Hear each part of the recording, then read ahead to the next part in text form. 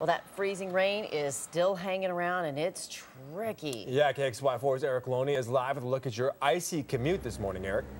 Yeah, good morning, guys. The good news is we haven't heard too many accidents, if any at all, so far this morning on the scanners. So that means the roads, at least there's not a whole lot of traffic out there, but everything else is covered in a thin layer of ice. I don't know if you can see this. It translates on your television screens, but this car is just plain encrusted. The sidewalks, I think the hardest part of your commute might be just getting out your door to your car this morning. You can see here, this is sidewalk at 30th and Perry, and you can just chip the ice off about a 1/16 of an inch of ice on top of it. It's like an ice rink. I don't have a hockey puck, but I do have this water bottle, and this little experiment worked earlier, and I can just show you how it is just sliding, and it just keeps going down the sidewalk this morning. Earlier we had it go about 5, 6, 7 feet farther, so everything covered in a thin layer of ice. You want to watch those side streets, as the fire chief said there earlier.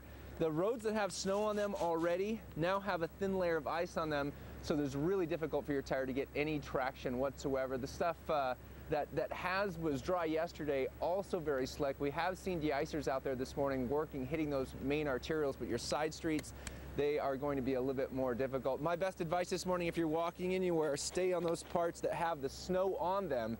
That's where your best traction will be found. Very, very icy conditions out there this morning. Yep, and KXY4's Erik Loney is live with a look at the roads. Erik, where are you right now?